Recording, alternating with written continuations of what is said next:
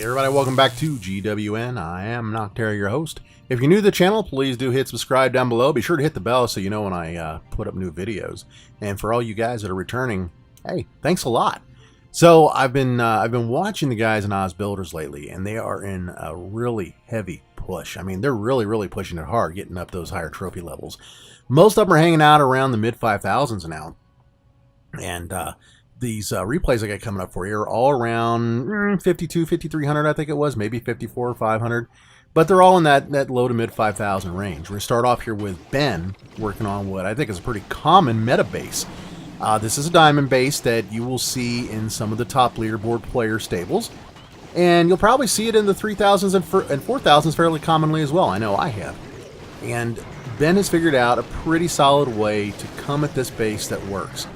First of all, if you look off to the right-hand side of it, in that right-hand corner, you'll notice two of the walls are a little off-kilter there.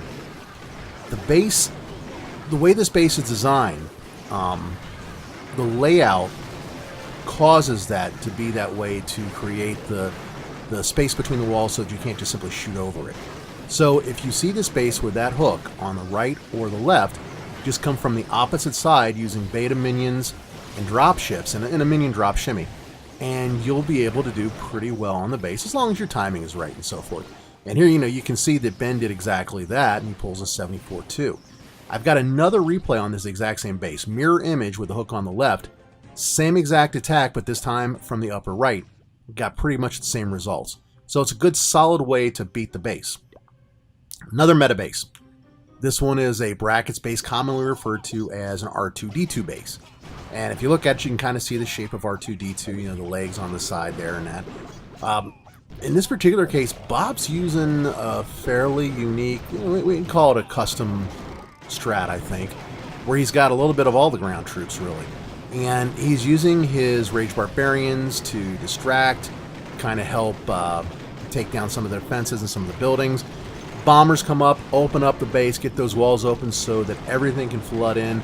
Giants are tanking and, of course, taking out stuff along the way. Battle machine coming up from the rear doing the exact same thing. And then finally he brings in the cannon carts, which are able to use their range capabilities to just decimate all kinds of stuff from a relatively protected position. So good, solid strategy, bringing all those troops in from the top like that. Opens the base and gets him the second star in a decent percentage. Then he cleans up at the end with his sneaky archers.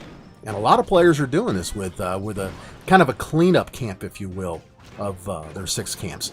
Sneaky archers are great for that. You got to figure a lot of these bases, they have these, the collectors as you see there, or maybe things like the barracks and so forth, none of which require more than 2 archers to be taken down, usually before the sneaky archer cloak even goes away.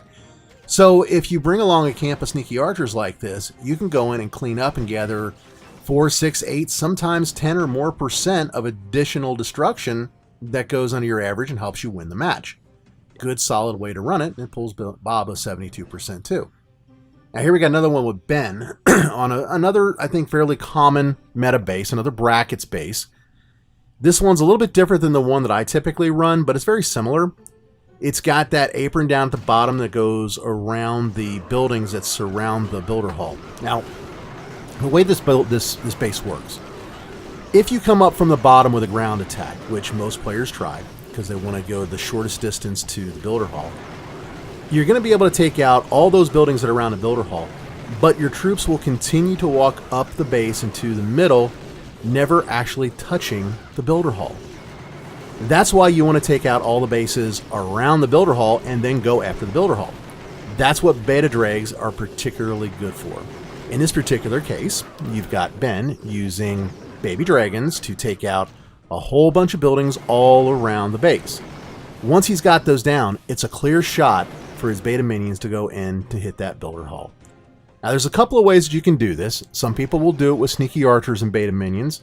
I've seen others do a mix of camps, similar to what we saw in that last replay from Bob.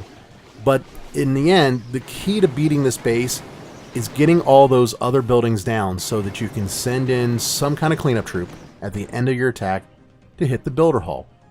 If you can do that, you will typically be able to pull a good, solid 2-star out of this base. That is, without a doubt, the key to it. In this case, yeah, Ben had a couple leftover beta minions at the end, so he brings them up on the top there to grab a few more buildings. Ends up walking away with a 72% 2-star, which is, as I've always said, usually more than enough for the win in most of these matches, especially when you start getting up over 5,000. So there you go, 3 replays, all of them over 70%, all of them over 5,000 trophies. Hope you all enjoyed it. If you did, please do hit that like down below. Comments, questions, drop them in the comment section, or send me an email, noctair@gmail.com. On that note, I am out of here. Thanks a lot for sticking around to the end of the video, and y'all keep on clashing. Bye-bye now.